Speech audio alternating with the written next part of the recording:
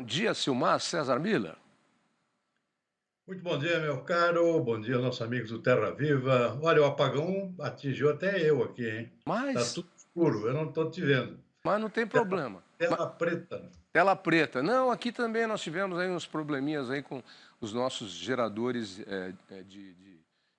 de produtos, de reportagens aí. O nosso sistema também teve. Está no mundo inteiro o apagão. Eu não sei o que essa ferramenta aí faz. Estava conversando com meu filho lá de manhã cedo, que ele entende bem disso. Ele atua nessa área online aí direto. Mas não deu tempo dele me explicar. Mas ele falou que a coisa é complicada. E eu perguntei para ele, falei, mas e aí? Dando risada, lógico, ironizando. E aí, não resolve? Ele deu risada e falou, não, pai, aí tem que ser solução humana, porque é uma modificação no sistema feito por um ser humano, né? Uma adaptação, uma melhora. Aí eu falei, é por isso que eu dou risada dessa IA. Essa IA só faz aquilo que ensinam para ela. Não resolve problema nenhum, né? É, decoreba, né? Ensinou, ela anda para frente. Se tiver que andar para trás para não cair no abismo, ela não sabe. Ela vai direto e cai no abismo. É a IA. Eu já cansei de falar, desde que começou essa onda e tudo isso aí. Um dia a gente vai acordar sem avião para voar, sem trem para andar, sem carro para ligar, sem dinheiro no banco, sem poder pagar a conta no supermercado, enfim. Eu já falei que isso aí vai acontecer. Como ninguém acredita. Hoje já foi uma amostra, né? Uma amostra do que pode acontecer, aconteceu hoje já, né? Apagão Exatamente. global, apagão global, né? Impressionante. Global, impressionante, afetando todos os setores aí. Bom, eu não Hum, senti lá em casa nada, as operações que eu tinha que fazer de manhã cedo fiz, mas não fiz nada com o banco. Diz que o Bradesco ficou com problemas aí até é. agora há pouco, está resolvendo. Itaú e Unibanco, Unibanco não tem mais, Itaú e Santander, diz que não tiveram problemas, enfim. Mas, Wilson, daquela teoria 8 ou 80, a minha temperatura aqui hoje no estúdio, a hora que você entrar falando, eu vou lá, porque hoje deve estar 15 graus, eu estou congelando aqui, né? Enfim, vamos lá com o apagão cibernético. Mexeu aí com nossas cotações, os números da economia? Davi, vamos começar pelo mercado financeiro, o mercado mais calmo hoje, depois da decisão aí do governo de aplicar um contingente orçamento, um corte nos gastos públicos, isso vinha sendo questionado pelo mercado. A gente vai ver essa notícia daqui a pouquinho para comentar. Isso repercutiu bem no mercado. O dólar que vinha subindo muito nos últimos dias, 2 dias de fortes altas, ontem bateu quase um recorde histórico aqui para os últimos anos, hoje com a queda, 0,9% nesse momento, R$ 5,54 a cotação na moeda americana, que segue alta ainda. O mercado de ações, pela mesma razão, volta a subir. Tinha caído bastante nos últimos 2 dias, alta de 0,5% no índice Bovespa e Bovespa nesta manhã de sexta-feira. Petróleo lá fora cai 0,6%, 84 dólares e 60 centavos o barril. Mercado de commodities agrícolas com grãos tentando uma reação nesta sexta-feira, soja subindo em torno de 0,2% na Bolsa de Chicago, milho também com alta 0,7%, trigo sobe mais 2,3%, só o arroz em casca em Chicago que está em queda nesse momento, 0,4%. Na Bolsa de Nova York cai o algodão, 0,9%, café também, o arábica menos 1,9%, café robusto em Londres, que é referência para o nosso conilon, também cai 0,6%, açúcar com queda de 1,5%, açúcar demerara negociado na Bolsa de Nova York, suco laranja também cai 1,6%, na contramão aqui só o cacau, subindo 1 ponto percentual, e o boi gordo aqui na B3 de São Paulo, também tentando uma reação, subindo 0,3% nesse momento também. Esse é o retrato do mercado nesse momento, é claro. Estamos no início do dia ainda, as cotações podem mudar nas próximas horas. Pois é, tivemos terremoto aí durante a noite de ontem no Chile, de 7,3 graus na escala Richter, e que refletiu aqui. São Paulo, Grande São Paulo, diz que vários bairros sentiram tremor. Se você pega o mapa ali, olha, é uma grande área da Grande São Paulo, praticamente toda ela, né? Eu não sei, eu não senti nada. Para mim, o chão continuou firme de manhã cedo, não balançou. Então, nem de madrugada, porque de madrugada eu estava dormindo. Aí se balançou, eu não, pelo menos foi fraco, porque eu não caí da cama. Aqui também. Não chegou aí não, né? Em Porto Alegre? Não. Não, foi só aqui. Tá bom, então. Vamos lá para algumas notícias. O Ministério da Agricultura, Pecuária e Abastecimento suspendeu temporariamente as exportações de carne de frango, ovos e produtos agrícolas do Brasil. Decisão pelo alto embargo veio após o diagnóstico de foco de Newcastle em aves num estabelecimento comercial do Rio Grande do Sul. A medida faz parte dos requisitos sanitários definidos com cada país importador e o ministro da Agricultura, Carlos Fávaro, informou numa rede social que o Ministério da Agricultura também declarou estado de emergência zoossanitária no Rio Grande do Sul por 90 dias. Saiu alguma coisa, Silmar, sobre o porquê esse foco de Newcastle aí? Porque, como já nós comentamos hoje, Newcastle é uma doença mundial nas aves de confinamento. Tem vacina para isso, é obrigatório no Brasil, não sei se em outros países deve ser também, deve ter havido aí alguma falha. Como houve uma falha aqui, teve uma grande mortandade de peixes recentemente e parece que saiu o laudo, tem uma usina aí de açúcar e etanol envolvida em despejo de material, ou vazou, ou sei lá, mas as autoridades estão investigando, mas parece que a mortandade de peixe foi mesmo por conta de algum vazamento químico da usina. Mas, enfim, e Newcastle? Pois é, também não bastasse as enchentes aqui, que afetaram muito a economia do Rio Grande do Sul, agora mais um desastre, né? Suspensão das exportações num setor importantíssimo da economia gaúcha, que é a produção de carne de frango, né? O estado que é o terceiro maior produtor e exportador, se não me engano é o segundo, só perde para o Paraná. Ou seja, tem uma participação muito importante esse setor aqui na economia do estado. Gera muito emprego também, são muitas indústrias que produzem e abatem carne de frango. Portanto, o efeito na economia, para completar o desastre gaúcho desse ano, é imenso. Essa paralisação, claro, é temporária, mas não se sabe até quando isso pode ir, se pode ser prorrogado depois, vai depender do alastramento ou não desse foco. Por enquanto é um foco isolado, no município chamado Antagorda, aqui no nordeste do estado, a região aí de imigração italiana, aqui nordeste, aquela região de Caxias do Sul, aí mais ou menos conhecida aqui dos turistas também, e é uma região altamente, densamente povoada e grande parte de indústrias localizadas nessa região que operam com carne de frango.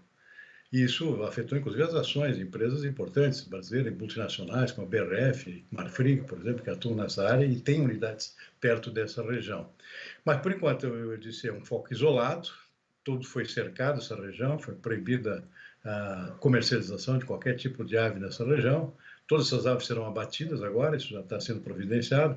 Portanto, a expectativa é que seja esse foco isolado por descuido, não houve vacinação, possivelmente, talvez por conta até desse efeito das enchentes, causou muito prejuízo econômico, talvez algum relaxamento nesse sentido do controle sanitário dessas aves, especificamente nessa região.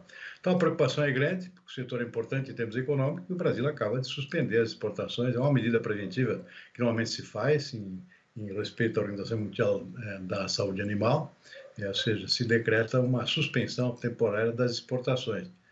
Então, por enquanto, restrita aqui ao Rio Grande do Sul, possivelmente essa restrição, inclusive, se estende nacionalmente para um prazo mais curto, até que seja mais claramente definido aqui se é um caso isolado, efetivamente, se tem alguma outra região apresentando a mesma situação. O fato é que o prejuízo econômico é imenso, Tavinho.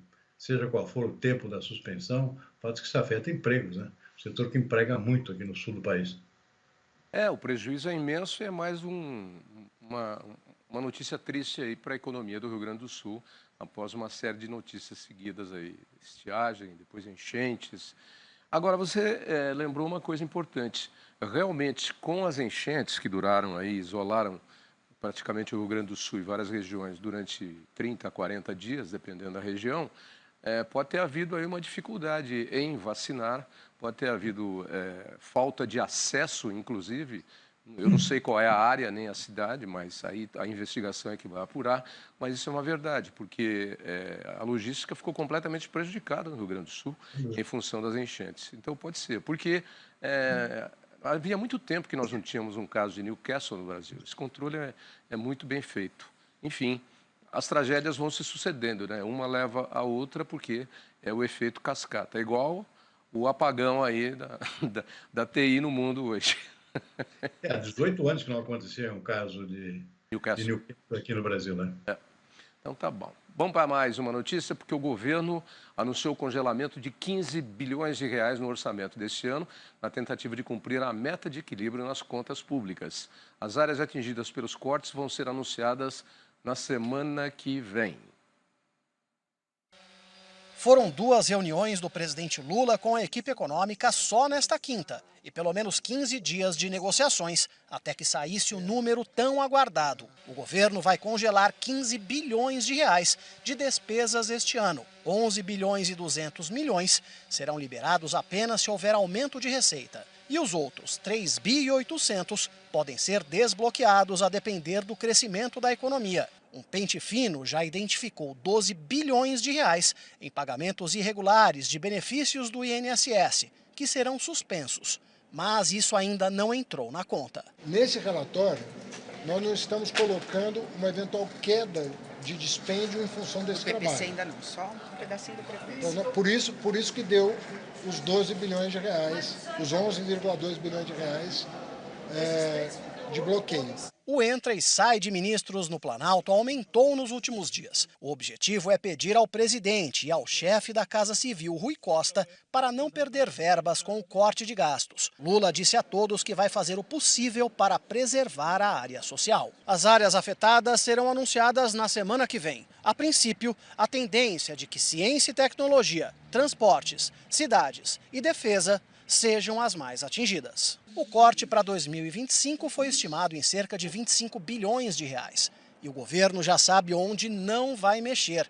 Obras de ferrovias, aeroportos, além de postos de saúde, escolas e melhorias na rede de energia do país. São projetos do PAC, que, segundo a ministra do Planejamento, serão poupados. Simone Tebet prometeu que a tesoura do governo vai passar longe de projetos já iniciados. Ainda que a gente tenha que fazer cortes temporários, contingenciamento ou bloqueios em obras de infraestrutura, a gente faz naquelas que não iniciaram e que não iniciariam agora, para que a gente possa, depois de 2 meses, repor de outra forma.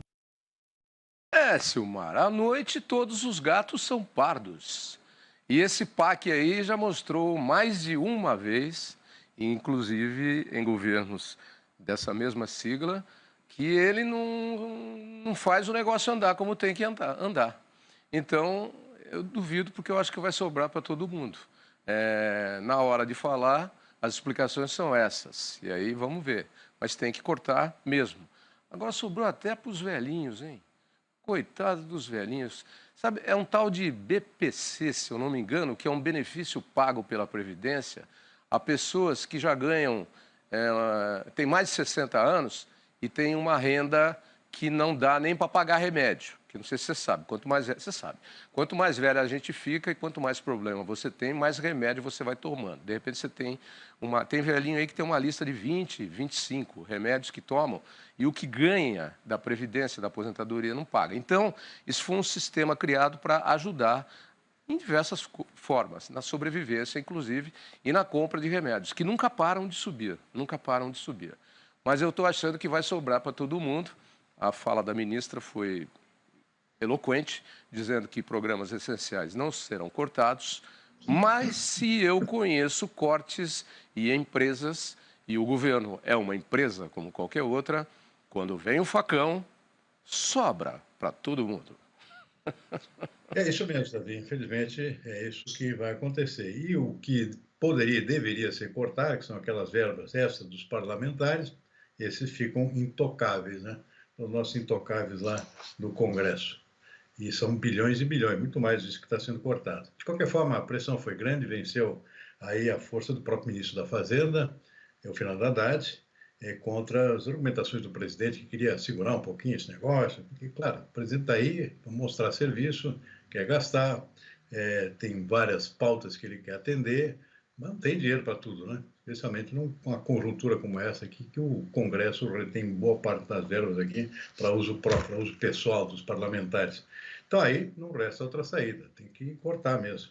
Aí corta o orçamento para esse ano, para o ano que vem, até para cumprir as metas fiscais, né, que já vinham bagunçando bastante o próprio mercado. A gente tem acompanhado aqui nos últimos dias o dólar dando um salto aqui, porque estava todo mundo preocupado com o descontrole das contas públicas. Então hoje até a recepção pelo mercado foi bastante positiva, o dólar voltou a cair, o mercado de ações voltou a subir, porque o pessoal está um pouco mais aliviado agora, que pelo menos venceu a racionalidade lá no Planalto. Ou seja, não adianta, não tem dinheiro para todo mundo, tem outro jeito, tem que cortar em algum lugar. É o que está acontecendo. Pois é. O cachorro do seu vizinho aí está reclamando. Acho que ele cortou a ração dele pela metade. Para economizar, viu? Porque tem que cortar, não tem jeito. É impressionante. Olha, é impressionante a transmissão do som aí, porque o cachorro está longe daqui, na verdade. É verdade? E a janela está fechada, tudo fechada. Não, mas a gente ouve ele. Quer ver? Eu vou dar 10 segundos. Impressionante. Espera aí. Agora ele parou de latir. Acho que seu vizinho deu comida para ele lá, deu ração para ele. É um cachorro muito chato, impressionante. E é cachorro grande, viu? Deve ser pastor alemão, porque o latido dele aí é forte. Agora é à noite, né? Quando começa, já viu, ninguém dorme. Ninguém dorme. Por isso que eu tranco os meus dentro de casa e fecho lá bem quietinho. Porque se deixar lá fora, aparece gato, aparece sei lá o que, a cachorrada começa a latir, a vizinhança reclama. Sexta-feira, Silmar, bom final de semana para você e até segunda. Igualmente, bom fim de semana, até segunda-feira. Tchauzão.